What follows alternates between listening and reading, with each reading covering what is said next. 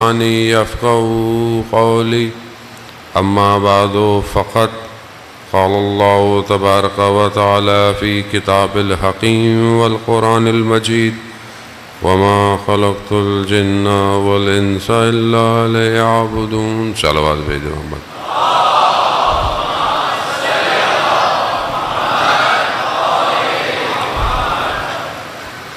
عزاداران سید الشہداء علیہ السلام ماہ محرم کی چند شبیں باقی ہیں، چند شبوں کا مہمان رہ گیا ہے زہرا کا لال. آپ نہ جانے کتنی دور سے آتے ہوں گے اور دن میں یقیناً کئی مجالس بھی کرتے ہوں گے. کیا لینے آتے ہیں آپ؟ کیا مل رہا ہے آپ کو؟ کوئی آپ کو دے بھی کیا سکتا ہے؟ جسے حسین دے دے اسے دنیا ویسے بھی کیا دے سکتی ہے؟ جو امام حسین کی بارگاہ سے امیر ہو جائے وہ دنیا میں کبھی فقیر نہیں ہوتا.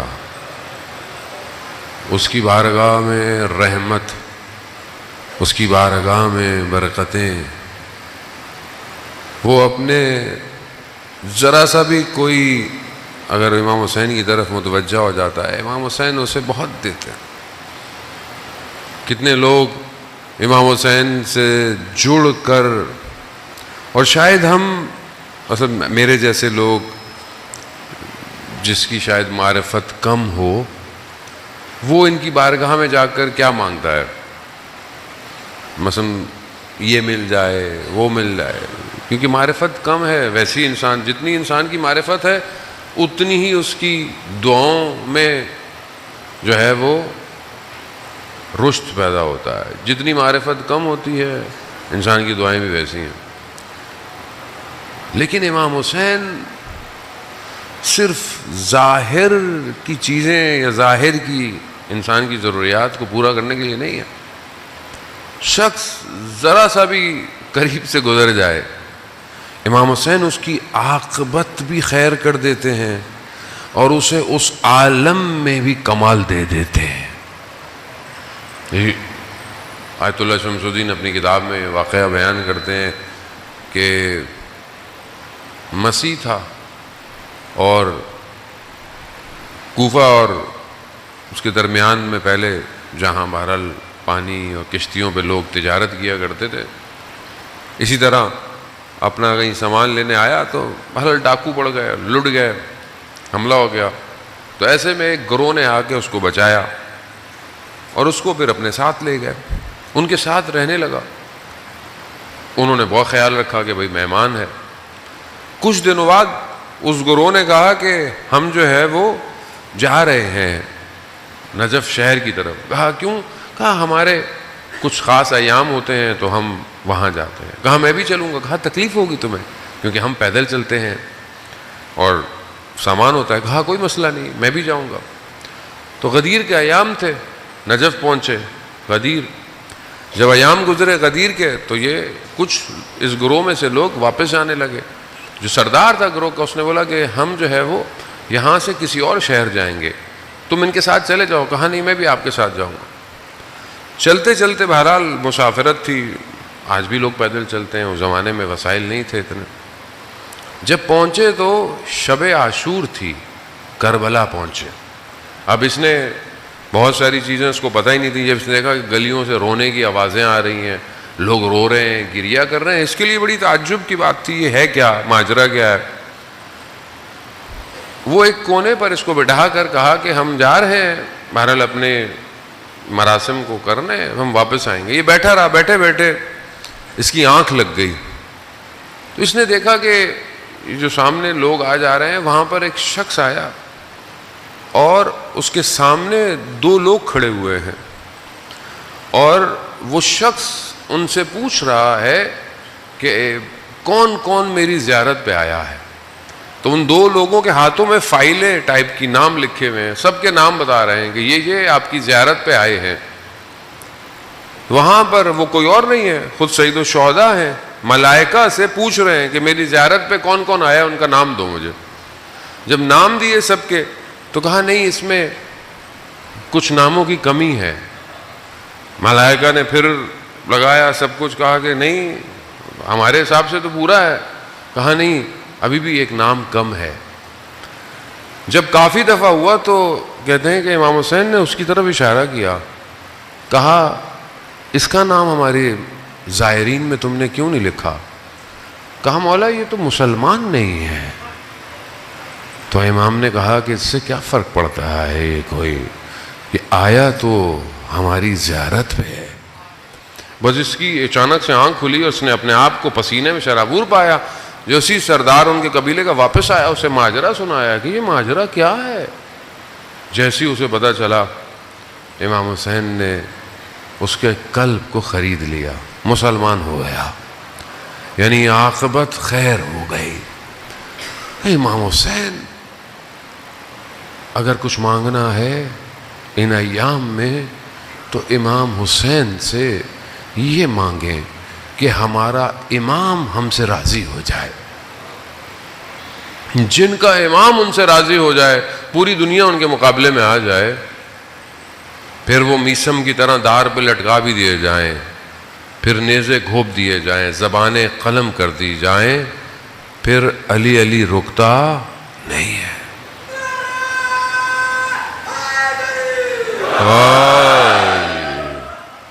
وزانے محترم خوب امام راضی ہے, دنیا راضی نہ ہو کیا فرق پڑتا ہے.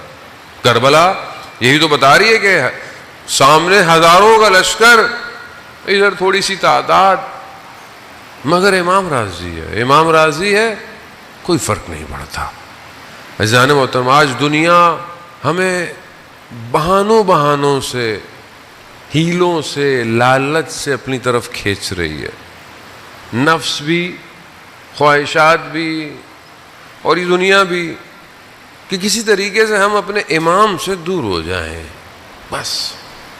کیونکہ امام ہی ہے جو اس کائنات کے سسٹم میں ہمیں وادی توحید میں لے کے جا سکتا ہے. ہم بغیر امام کے توحید تک نہیں پہنچ سکتے جانے محترم, مثلا ممکن نہیں ہے. اور یہ خدا نے سسٹم ایسا بنایا. خدا محتاج نہیں ہے کسی کا, خدا ہر چیز پر قادر ہے, لیسا کا مثل ہی ہے, لیکن اس نے سسٹم ایسا بنایا ہے کہ میرے پاس آنا ہے تو زیارت جامع کبیرہ میں آپ پڑھتے ہیں باب توحید یہی ہے, سبیل اللہ یہی ہے, صراط مستقیم یہی ہے. اب یہ ہمیں اپنی زندگی میں ڈیفائن کرنا ہے کہ ہم اس صراط تک کہ جو ہمیں اللہ نے توفیق دے دی ہے, کیا ہم صحیح چل رہے ہیں کہ نہیں چل رہے. تو جہاں میں نے آپ کی خدمت میں چند دنوں میں بہرحال یہ ٹوٹی پھوٹی گفتگو میں جو بہرحال کہ ہم امام تک پہنچیں اور امام خود ہمارے وجود میں تحول پیدا کرتا ہے, بہرحال رکاوٹیں بھی ہیں اور اس کے علاوہ ہمارے پاس آپشن بھی ہیں. ایک چیز جو روایات جسے کہتی ہے کہ جو انسان کے قلب کو برباد کر دیتی ہے, وہ کیا ہے؟ وہ لمبی لمبی آرزوئیں ہیں, امیدیں.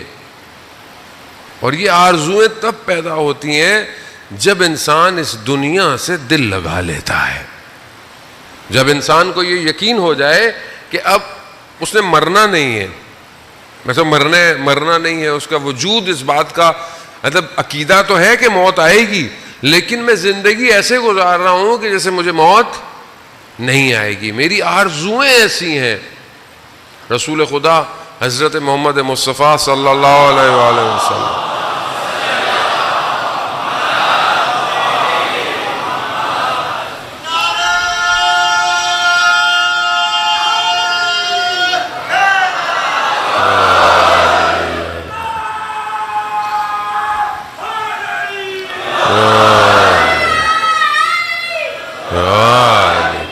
عزیزان محترم, رسول خدا فرماتے ہیں کہ میری امت میں سے جو لوگ آخرت کو فراموش کر دیں گے, بھول جائیں گے, وہ لمبی لمبی آرزوؤں کا شکار ہو جائیں گے. جس کی زندگی میں آخرت نہیں ہے وہ اسی دنیا میں آرزوئیں لگاتا ہے. میرا یہ مجھے مل جائے, یہ میرا ہو جائے, یہ ایسا ہو جائے, یہ ویسا ہو جائے.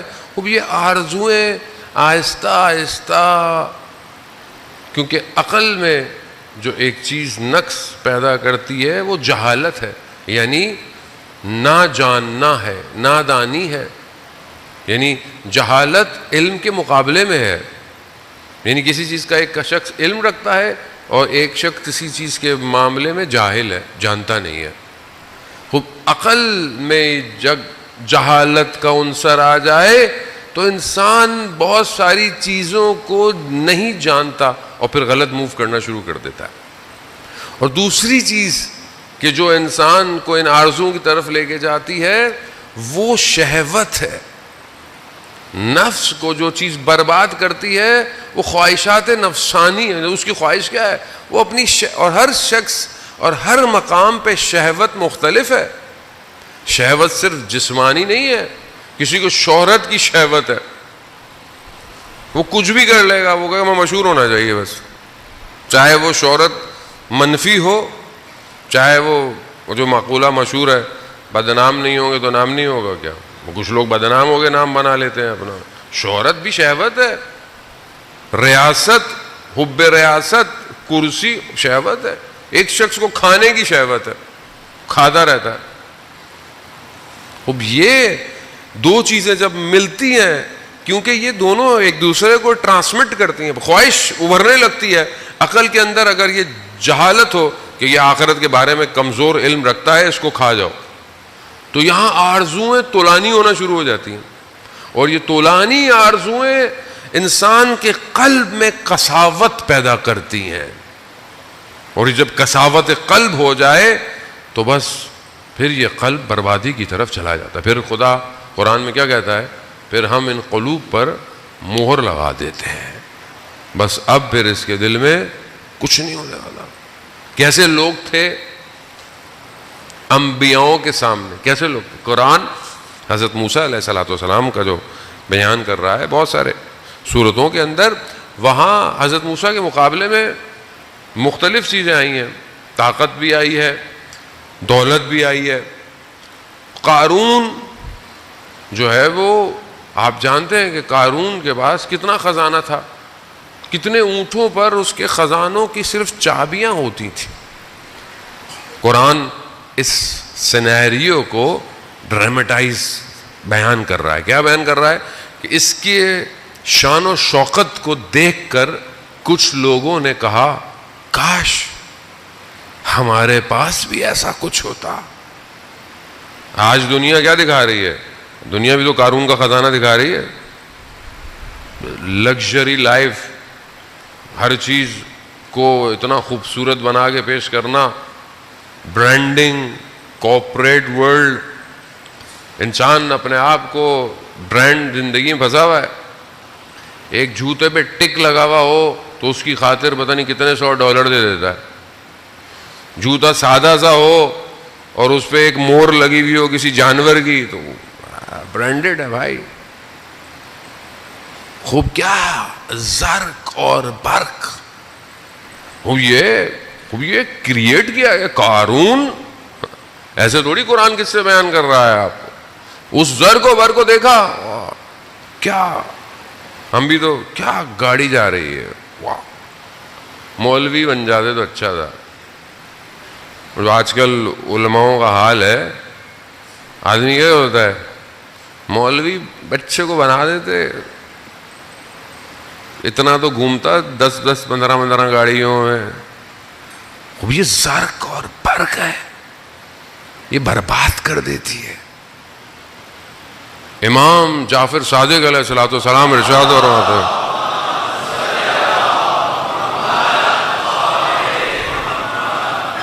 امام فرماتے ہیں اگر تم اپنے ساتھ چلنے والوں کے جوتوں کے ٹاپوں کی آواز سے تمہارے وجود میں تکبر آیا تم برباد ہو جاؤ گے. اب آپ غلط مت سمجھیے گا کہ میں خدا نہ خواستہ کسی کے لیے، ہمارا بھی یہی حال ہے، ہم خود پھنسے ہوئے. خوب انہوں نے دیکھا قارون کو، خزانے کو دیکھا، ظاہری شان و شوکت کو دیکھا، کیا کہتے ہیں؟ کاش. اچانک سے خدا نے جو ہے وہ ظاہری دنیا کو، حیات دنیا شرمندہ ہوا. عزیزان محترم، اگر ولی خدا موجود نہ ہو تو انسان ذرا برابر بھی بندگی کی طرف جھک نہیں سکتا. یہ ولی ہے جس کے سجدوں میں یہ طاقت ہے کہ ہمیں سجدے خدا کو کرنے پڑتے ہیں. ایک امام حسین کا سجدہ کربلا میں آج بلین مسلمانوں کے سجدوں کا باعث بنا ہوا ہے. اس سے کوئی حقیقت پوشیدہ نہیں ہے. وہ سجدہ نہ ہوتا آج کوئی نمازیں دین ہی نہیں ہوتا. جو یزید نے حال کر لیا تھا دین کا کہ یہ وہی کچھ نہیں آئی, یہ سب بنی ہاشم کا ڈھونگ تھا, حلال کو حرام, حرام کو حلال, وہ کام جو آج آپ کو دیکھنے میں لگتا ہے کہ ویسٹ کر رہا ہے, یہ یزید لعنت اللہ علیہ کر چکا تھا. یہ سب کر چکا تھا. آج کچھ نہیں بچنا تھا. یہ تو اللہ نے ہر زمانے میں اپنے ولی کو رکھا اس لیے تاکہ دین کی حفاظت ہو. عزیزان محترم, یہاں قارون, آپ کو پتا ہے کہ پھر قارون کو بہرحال پہلے تو بہتر تھا لیکن بعد میں اللہ کے ولی کے مقابلے میں جو آیا, چاہے وہ قارون ہو, چاہے وہ نمرود ہو, چاہے وہ شداد ہو, چاہے وہ فرعون ہو, چاہے وہ جو بھی ہو, یہ یاد رکھیے گا فارسی کا وہ ایک فریز ہے, ہر کے با ولایت افتاد در افتاد. جو ولایت کے مقابلے میں آئے گا گر جائے گا. کوئی بھی ہو, چاہے ہمارے زمانے کے اندر ہو, کوئی بھی ولایت کے سامنے نہیں ہو سکتا. اور جہاں یہ ولایت ظہور کر رہی ہو, کسی گروہ میں ہو, کسی شخص میں ہو, کسی قوم میں ہو, کسی ملک میں ہو, جو اس کے مقابلے میں آئے گا وہ بھی گر جائے گا. ولایت ایسی ہے. قارون نے پلاننگ کی, سازش کی, حضرت موسیٰ پر ایک خاتون کو خریدا, کہا بازار میں جانا, بولنا کہ حضرت موسیٰ نے تمہارے ساتھ کیا کیا. بازار میں کھڑے ہو کر حضرت موسیٰ پر الزام لگا. حضرت موسیٰ پر جب سے الزام لگا, حضرت موسیٰ یعنی ایک وجود میں جو ہے وہ غضب پیدا ہوا. ایسے ہی غضب پیدا ہوا, خدا کی بارگاہ میں کہا پروردگار جنہوں نے یہ الزام لگوایا, کیونکہ وہ خاتون حضرت موسیٰ کے جلال کو دیکھ کر اس نے سچ بول دیا, کہا انہوں نے مجھے پیسے دیے تھے, خریدا تھا کہ آپ کے لیے یہ الزام لگایا جائے. حضرت موسیٰ نے خدا کی بارگاہ میں کہا کہ خدا ان تینوں پر عذاب نازل کر. تینوں کے پاؤں زمین میں دھس گئے. حضرت معافی مانگنے لگے, حضرت موسیٰ نے کہا کہ نہیں, اور دھس گئے, یہاں تک بدن زمین میں دھس گیا, مگر التماس کرتے رہے, گڑ گڑاتے رہے. حضرت موسیٰ نے کہا نہیں. زمین نے جب ان کو نگل لیا تو اللہ نے کہا موسیٰ وہ کتنے گڑ گڑا رہے تھے, اگر یہ میرے سے گڑ گڑاتے تو میں انہیں معاف کر دیتا. اللہ رحمان, کتنا رحمان ہے.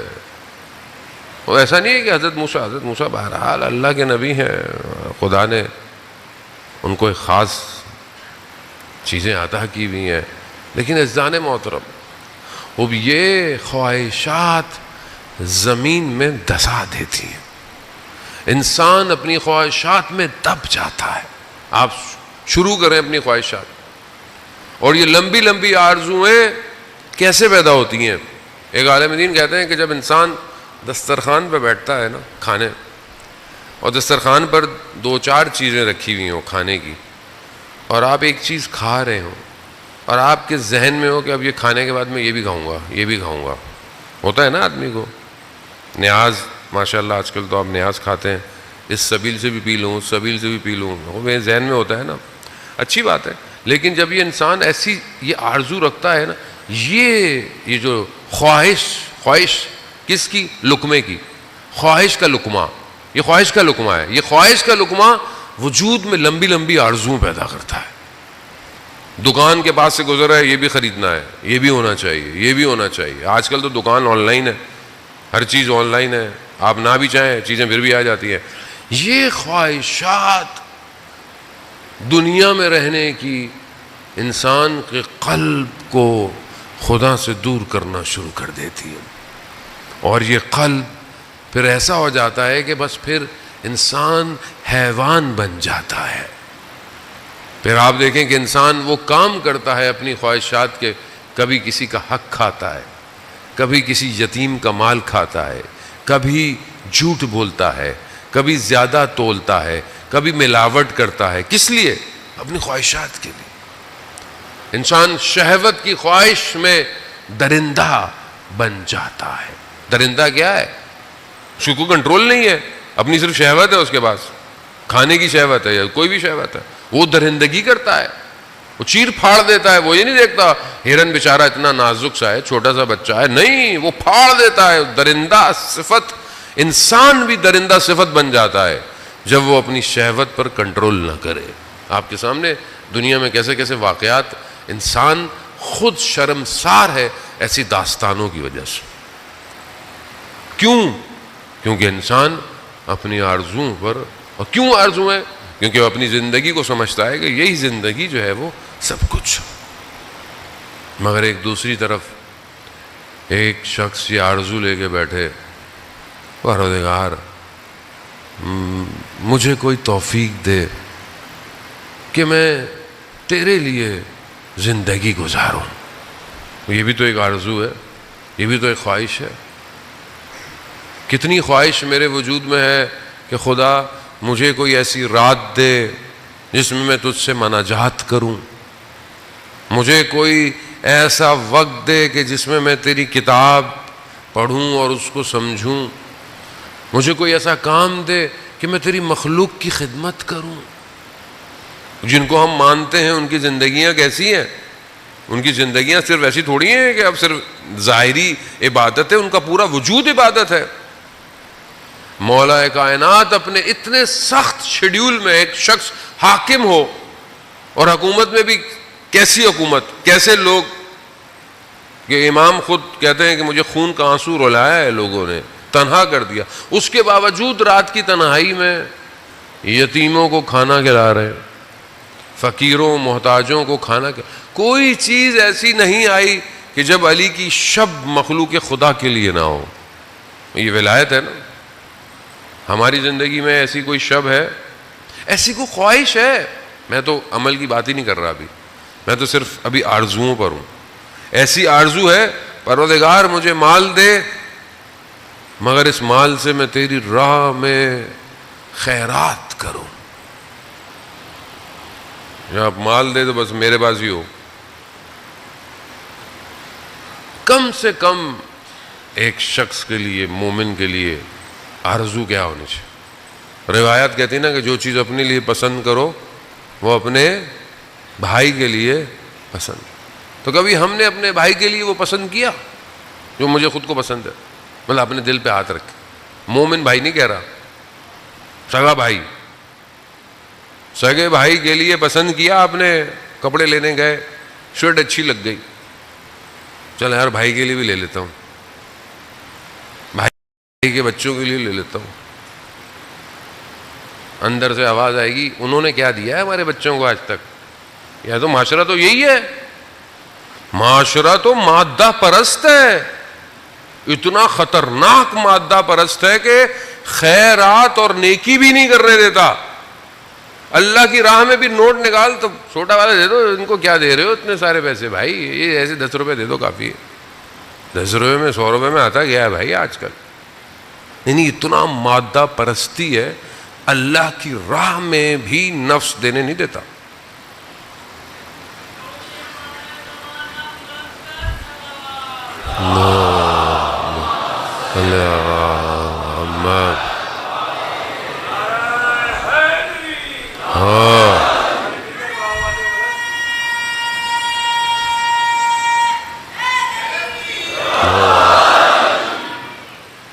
عزیزان محترم، اللہ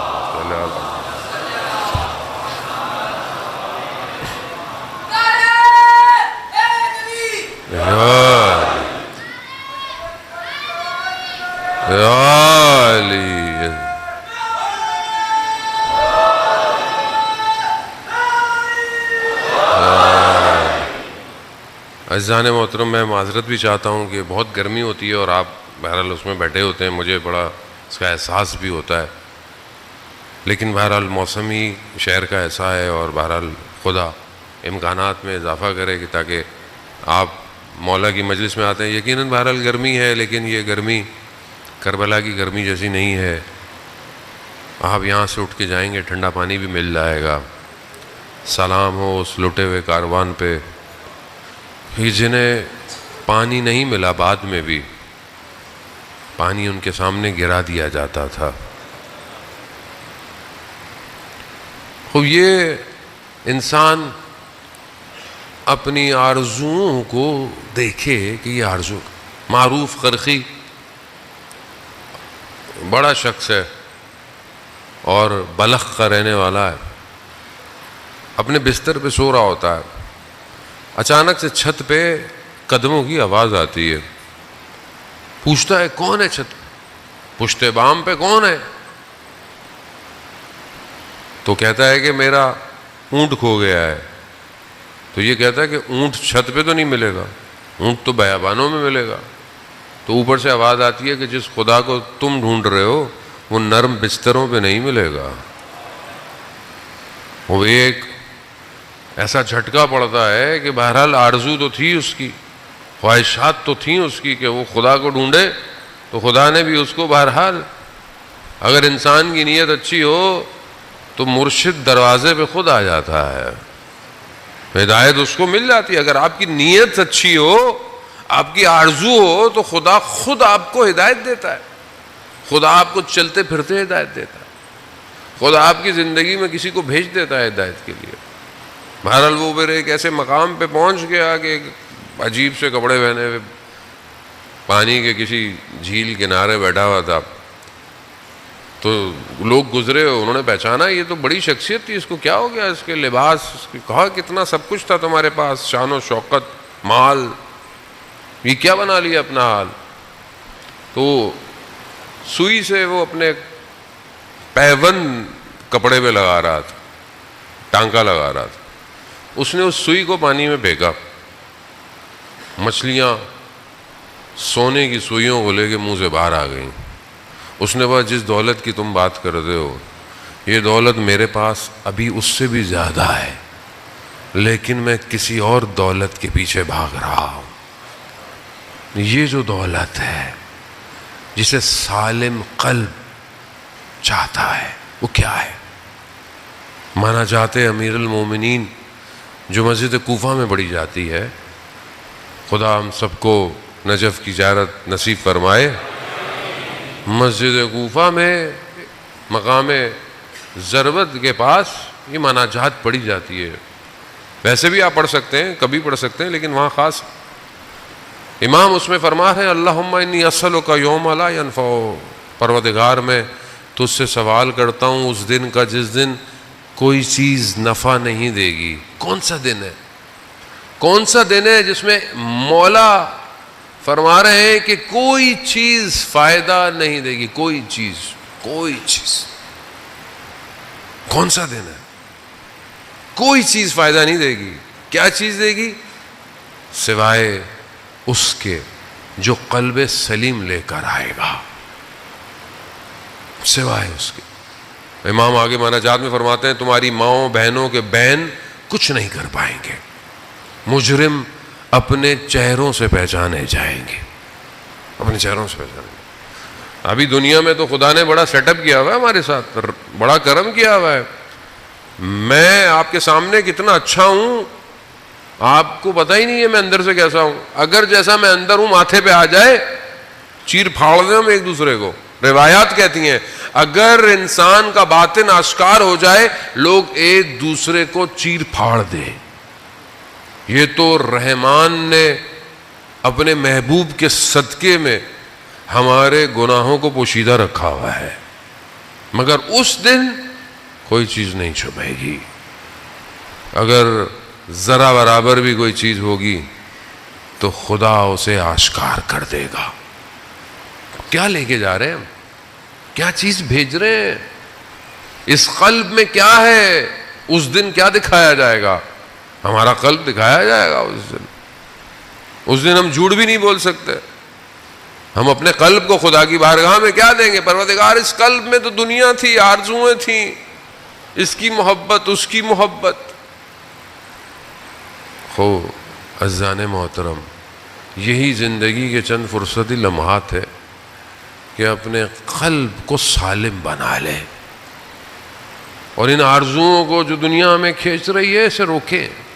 میں یہ نہیں کہتا کہ آپ اپنی کیریئر کو، گروتھ، ایجوکیشن نہ، لیکن یہ جو اٹیچمنٹ ہے نا یہ برباد کر دیتی ہے. یہ بعض اوقات چھوٹی سی چیز سے بھی اٹیچمنٹ برباد کر دیتی ہے. انسان اتنا اس میں غافل ہو جاتا ہے، میں شاید آپ کو لفظوں میں غفلت کو ڈیفائن نہ کر سکوں.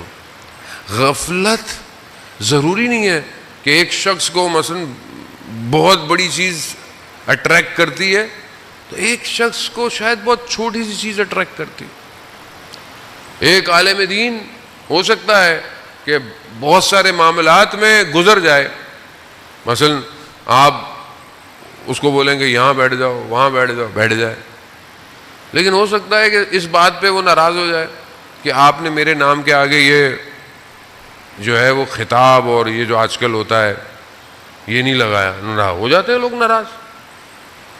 کسی کی تصویر مجھے تو ہمیں تو لوگ بتاتے ہیں مولانا صاحب دیکھیں حالات کیا ہیں، مجلس کا پوسٹر چھاپیں آپ، کسی کی تصویر چھوٹی ہو جائے، فلانے سے چھوٹی ہو جائے تو اس پہ لوگ ناراض ہو جاتے ہیں. بھائی مجلس تو امام حسین کی ہے. اول تو تصویر کی بھی ضرورت نہیں ہے، پتہ نہیں بہرحال آج کل ٹرینڈ ہو گیا ہے. امام حسین کا نام چھوٹا ہوتا ہے اور ذاکر کا نام اتنا بڑا ہوتا ہے. اور یہ بھائی بعض اوقات آدمی اسی میں پھنسا ہوا ہے، اسی چیز میں پھنسا. ہم نے اپنی زندگی میں تجربہ کیا، بہت ساری چیزوں سے گزر گئے، ایک چھوٹے سے امتحان میں آ کے گر گئے. خدا نے دیکھا یہی تمہاری حالت تھی، یہی حالت ہے تمہاری. اگر خدا لطف اور کرم نہ کرے انسان گمراہ ہو جائے. یہ اس کا کرم ہے کہ جس نے ہمیں بچایا ہوا ہے جانے والا. اس لیے جائیں سجدے کریں، شکر کے سجدے، اور سجدوں میں سبوحن قدوسن کہے خدا کی بارگاہ. یہ آرزوؤں کو اپنے چینج کریں، رنگوں سے، پردوں سے، صوفوں سے. انسان بعض اوقات ہوتا ہے نا، بچہ سائیکل لیتا ہے، سائیکل میں لائٹیں لگائے گا، یہ لگائے گا، ہارن لگائے گا، اس کی ساری آرزو وہی ہوتی ہے. آج کل بچے فون لیتے ہیں، ٹیبلٹ لیتے ہیں، اوپر کور چڑھاؤ، نیچے لیبل لگاؤ، یوں ہونا چاہیے، یہ ہونا چاہیے، اسی میں پھر ایک کہے گا مجھے وہ وائرلیس بھی چاہیے. آہستہ آہستہ آرزو بڑھتی چلی جاتی ہے، بڑھتی چلی جاتی ہے، بڑھتی چلی جاتی ہے. ہینڈ فری بھی چاہیے، اسمارٹ واچ بھی چاہیے. آج کل تو چھوٹے بچے بھی وہ ان کو ٹیبلٹ لا کے دو تو کہتے نہیں یہ تو سیمسنگ کا ہے، آئی پیڈ کا چاہیے. اتنی دنیا تیز ہو گئی ہے. کس نے کیا ہے؟ ارے معاشرہ ڈیزائنڈ ہے. ہم غافل ہو گئے ہیں کہ بہت ساری چیزیں ہمارے وجود میں کریٹ کی جا رہی ہیں. کوئی کرپٹ تھوڑی پیدا ہوتا ہے، کرپشن تو ڈالی جاتی ہے. دنیا زرق اور برق ہے، لیکن جس نے حقیقت دیکھ لی ہو. کیوں کہتے ہیں اہل قبور کی زیارت کرو، جا کے قبرستان جایا کرو؟ کیوں؟ جتنے ہم قبرستان جا کر سلام پڑھتے ہیں اس میں ایک سلام یہ بھی ہے کہ السلام علیکم یا اہل القبور، یعنی سلام ہو آپ پر کہ جو جا چکے ہیں، میں بھی بہت جلدی آپ کے پاس آنے والا ہوں. جب آدمی قبر کی طرف متوجہ ہوتا ہے نا تو پھر دنیا کی زرق برق کم ہونا شروع ہو جاتی ہے.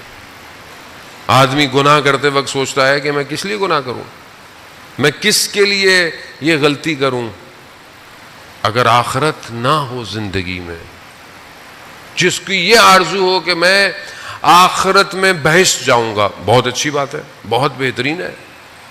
لیکن کسی کی یہ آرزو ہو کہ میں اکیلا بہشت نہیں جاؤں گا، میں 100 لوگوں کو بہشت لے کے جاؤں گا، کیا بہترین آرزو ہے. ایک جوان شہید ہوا اور اس کی شہادت کے بعد ایک عالم دین ان کے گھر گئے، شہداء کے پاس. ان کے والدین کو کہا کہ آپ کا بچہ بہت اچھا تھا، آپ کے بچے میں بہت خوبیاں تھیں، اپنے کام میں بہت اچھا تھا، دشمن نے اس لیے اس کو شہید کیا، لیکن آپ کے بچے میں ایک خوبی خاص تھی. یہ رات کی تنہائی میں عابد بہت اچھا تھا، عبادت کرتا، جوان. اور پھر فرماتے ہیں کہ قیامت میں کچھ لوگ ایسے ہوں گے جن کے وجود سے نور نکلے گا، روشنی، اور اس نور میں کئی لوگ قیامت میں، کیونکہ آپ کو پتہ سورج نہیں ہے، اندھیرا ہے، ظلمات ہے، حسرت ہے، اس نور میں کئی لوگ راستہ طے کریں گے. کہا آپ کا بیٹا ان میں سے ایک ہے. تو یہ آرزو ہے ہماری کہ قیامت میں ہم روشنی پھیلائیں اپنے وجود سے. ایک مومن کم سے کم 40 لوگوں کی شفاعت کرے گا، کم سے کم، لیکن وہ تبھی کرے گا کہ جب اس کی زندگی ایسی ہو. ہم تو یہاں پہ جنت جانے نہیں دیتے، ہمارا بس چلے تو ہم تو جنت میں کسی کو نہ جانے تھے. یہ جنت میں جائے گا، یہ تمہارے کام ہے جنت میں جانے کے، اپنے کام تو دیکھو، جنت تمہاری ہے ہمارے اللہ کی ہے. ہم تو مجلس میں کوئی بیچارہ آخر میں آ جائے تو اس کی کھال وال اتارنا شروع کر دیتے ہیں. یہ تو آخر میں آتے ہیں، یہ تو نیاز کھانے آتے ہیں، یہ تو باہر کھڑے رہتے ہیں. بھائی امام کا صدقہ ہے، ہو سکتا ہے کوئی نیاز کھانے والا بھی پتہ نہیں کہاں پہنچ جائے. امام کی نیاز ہے، جب وجود میں جائے گی اثر تو کرتی ہے.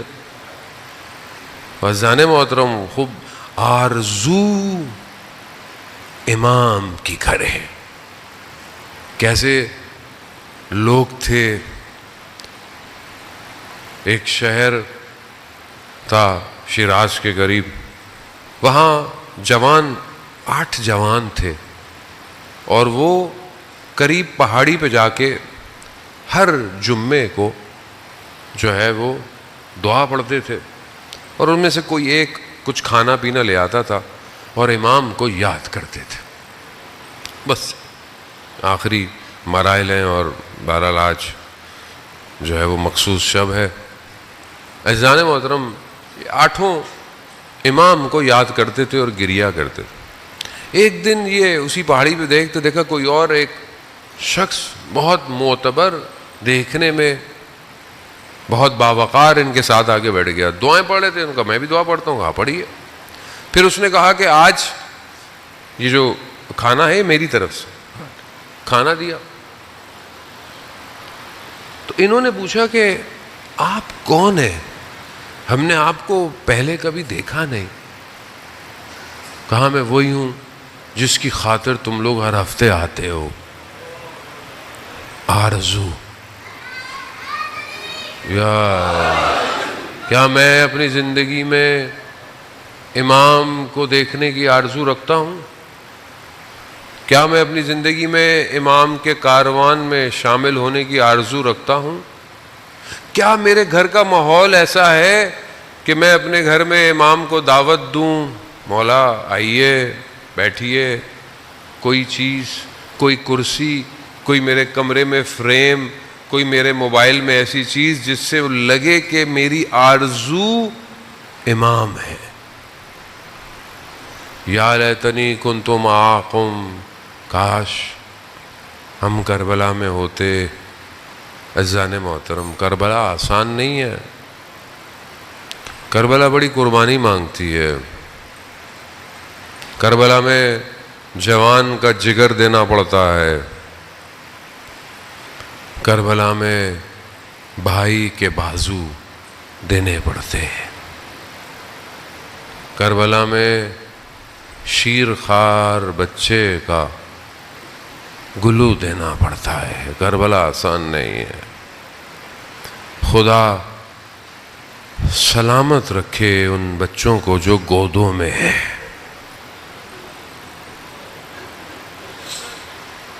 آج اس بچے کا ذکر ہے جو باب الحوائج ہے. 3 باب الحوائج ہیں. باب الحوائج کسے کہتے ہیں؟ جو حاجتوں کا دروازہ. آپ کی حاجت پوری نہیں ہو رہی، ان کے دروازے پہ. امام موسیٰ کاظم علیہ السلام باب الحوائج. اللہم صلی علی محمد وعلی محمد.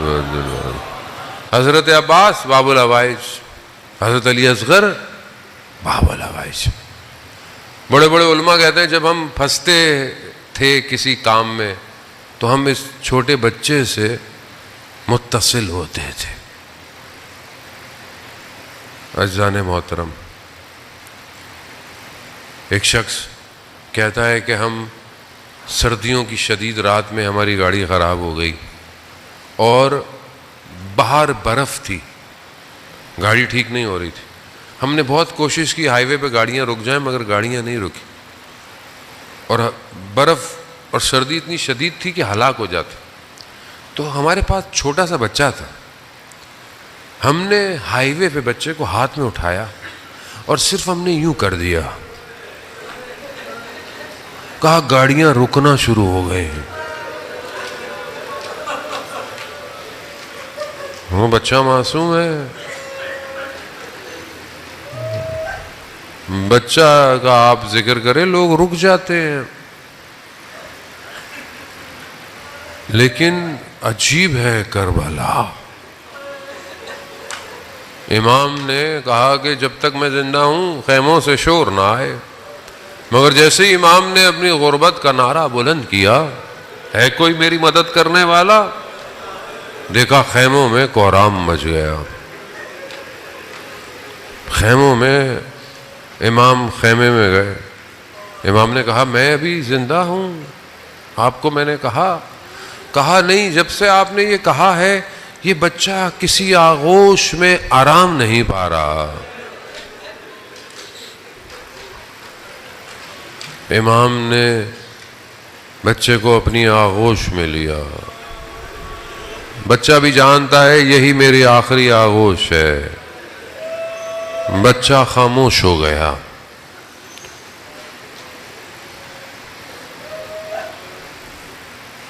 کبھی خدا بے اولادوں کو اولاد عطا کرے. عزیزان محترم، کبھی امتحان کیجئے.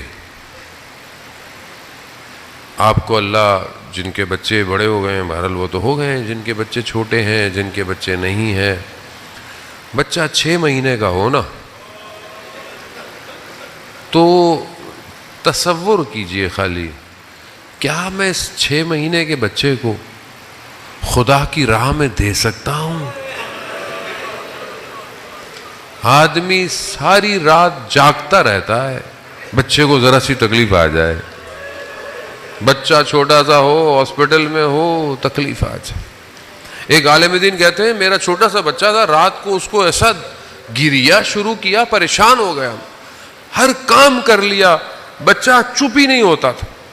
ہم پریشان ہو گئے، ہم نے بولا اس کو کیا کریں؟ کہا کہ اس کو ہاسپٹل لے کے جاتے ہیں. جیسے ہی اس کو گھر سے نکلنے لگے تو گھر کے دروازے سے پاس جو ایک میز تھی اس میں پانی کا جگ تھا. جیسے ہی بچہ اس کے قریب گزرا نا، بچے نے اپنے آپ کو پانی کی طرف لٹکایا. بچے کو پیاس لگ رہی تھی.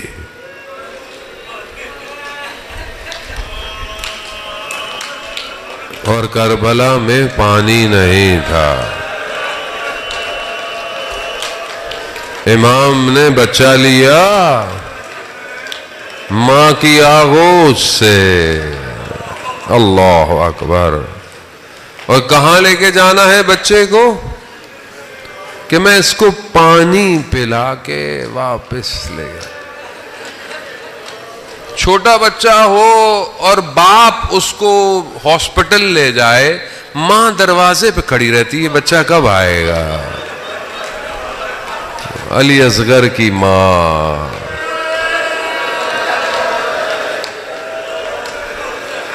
امام بچے کو لیا، جانے لگے. چھوٹی سی بہن بھی دیکھ رہی ہوگی، بھیا علی اصغر پانی پینے جا رہا ہے. امام نے اپنی ابا میں، عزیزان محترم میں بہت معذرت چاہتا ہوں، بڑے سخت مصائب ہیں، میں تو خود بھی نہیں پڑھ سکتا، میں بڑا کمزور ہوں. نہیں پتہ نہیں آخری مصائب ہوں زندگی کے.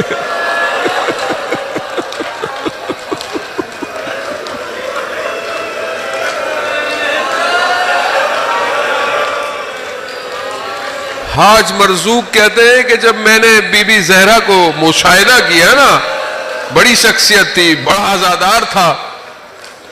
بخار ہوا نا اس کو، تو اس کی 3 بیٹیاں تھیں، رازیہ، مرضیہ، فاطمہ. تو اس کو شدید پیاس لگی نا، بخار میں انسان کو پیاس لگتی ہے. تو اس نے کہا رازیہ، تو دیکھا کہ ایک نقاب پوش خاتون آئی ہے. کہا مرضیہ، انہوں نے پانی کا گلاس آگے کیا. کہا فاطمہ، تو آواز آئی حاج مرزوق ہم آ گئے ہیں نا تمہیں پانی دینے کے لیے. تم نے ساری زندگی ہمارے بیٹے کی نوکری کی ہے، ہم تمہیں پانی دینے آئے ہیں. حاج مرزوق کہا بی بی میں جانتا ہوں، مگر ادب اجازت نہیں دیتا میں آپ سے پانی پیوں. کہا نہیں حاج مرزوق، پیو پانی، تم نے نوکری کی ہے ہماری. آگے بی بی فرماتی ہیں حاج مرزوق ہمارے لیے مصائب نہیں پڑھو گے؟ حاج مرزوق نے کہا بی بی ڈاکٹروں نے منع کیا ہے، مرض زیادہ ہے، لیکن آپ حکم کریں کون سی مصیبت پڑھوں؟ بی بی نے کہا حاج مرزوق علی اصغر کی مصیبت پڑھو. ماں جانتی ہے میرے بیٹے کو سب سے زیادہ درد کدھر ہوا. ہاں عزاداران محترم، اپنی آبا میں علی اصغر کو حسین لے کر چلے. دشمن سمجھا کہ قرآن لے کر آ رہے ہیں، بلندی پر چڑھ کر ابا کو ہٹایا تو قرآن نہیں تھا، قرآن کا پارا تھا. ہاں اے لوگوں، اگر مجھے پانی نہیں دیتے تو اس کو تو پانی دے دو. بعض مقتل کہتے ہیں حضرت علی اصغر کی زبان ایسے تڑپ رہی تھی جیسے مچھلی پانی کے باہر تڑپتی ہے. بس عزاداران محترم، یہ حالت دیکھنی تھی کہ دشمن کے لشکر میں ایک کوہرام مچ گیا. لوگوں نے چہرے چھپا کر رونا شروع کر دی، ہم کیا کر رہے ہیں؟ ایسے میں اس لعین نے ارملا کو اشارہ کیا، ارملا اگر یہ بچہ ایسے رہا تو یہ تو جنگ جیت جائے گا. بس اس کی پیاس بجھا دو. بس عزاداران محترم، وہ 3 پھلوں والا تیر اللہ حسین کے ہاتھ میں علی اصغر ہے، کائنات دیکھ رہی ہے. تیر جب لگا، بعض مقتل کہتے ہیں کہ جب تیر اچانک سے لگا نا تو حضرت علی اکبر کے ہاتھ یوں ہوئے. بس شاید یہ کہنا چاہتے ہو بابا، تیر کی شدت اتنی تھی کہ مولا کے بازو میں پیوست ہوا. یہ لبوں میں مسکراہٹ رہی، علی اصغر کی روح پرواز کری. اب یہ خون نہ آسمان نے لیا نہ زمین نے لیا، محاسن پر لگا. اب یہ چھوٹا جنازہ اتنا بھاری ہو گیا، امام حسین ایک قدم بڑھاتے ہیں، ایک قدم پیچھے ہٹتے ہیں. میں کیسے اس کو اس کی ماں کے پاس لے جاؤں؟ بس عزاداران محترم، مقتل کہتا ہے کہ خیموں کے پیچھے ننھی سی قبر بنائی حسین نے، علی اصغر کو دفنا دیا. حسین سے اٹھا نہیں گیا. آواز آئی حسین، دامن کو جھاڑ کر حسین اٹھ گئے. مگر میں کیا کروں، یہ بچہ ایک دفعہ شہید نہیں ہوا. شب عاشور بدن تھوڑے پڑے، کہا ایک نہیں، کہا کہیں دفنایا. رات کی تاریکی، ارے دلے مادر علی اصغر